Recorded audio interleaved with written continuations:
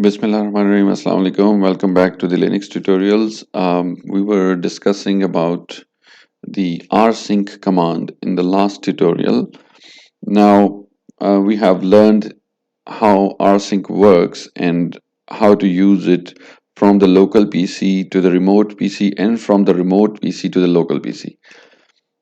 Now there are some other options uh, which are present in rsync command, and I just want to show you. For example, if we see what kind of files are in this folder, there are different kinds of files like .gjf, .log, .text, .chk, .com, etc.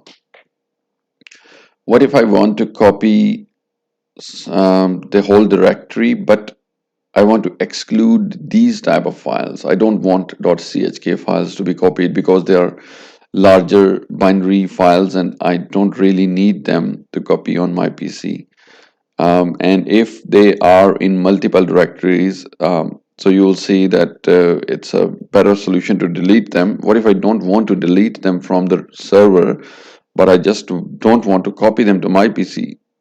So there is an option of excluding these files in the rsync command. So let's have a look. First, for example, I'll just delete all these things in this folder and then we'll rsync again, but excluding those files. So I'll just rm-r star. Please use this command carefully because it deletes everything recursively and there is no recovery. So if I press enter, so you can see that everything is gone. Here, nothing. So now I'll use the same rsync command,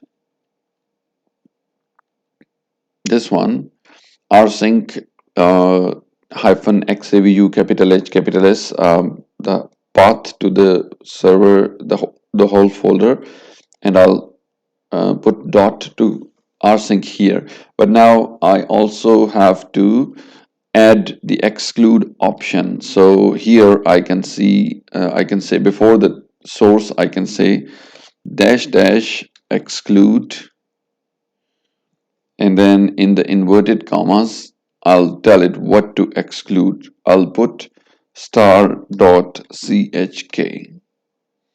So now it will rsync everything else but chk files. So you can add more than one exclude option. So if I give a space here, again -- exclude and add another file, so it will exclude all those files which we have mentioned here. So now if I run this command, I'll put the password in and it started copying files. If I go here and look, you can see that there were check files over here, but it did not copy them over here. So if I just view it as a list, you can more easily see there is no check file. Okay, so, and you can see here as well, it did not copy that file. So that was how to exclude some files while copying a whole lot or a whole folder or whole directory. So that makes your things pretty much easier. So here I'll tell you one more thing in this video. For example, if I have some files like this, testing02.com, testing01, 3, 4, 5. So there are many files which start with something that is similar in them, like the first phrase or alphabet, phrase or letter or something that is common, and then the file names change.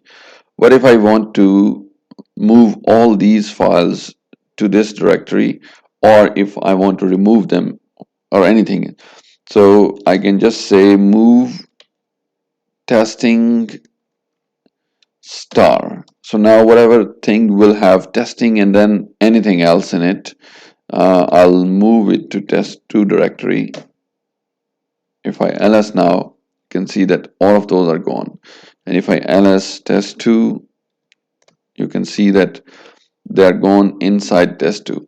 So that's how you can use the wildcards, that is the steric sign with different things.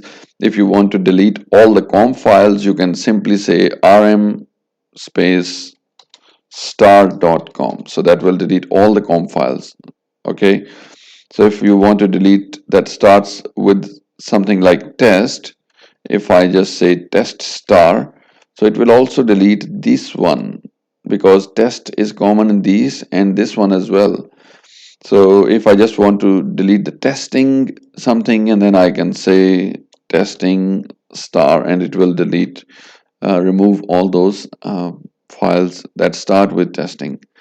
So that's how you can use Linux very efficiently, and it saves your time, a lot of time, especially in copying these kind of files and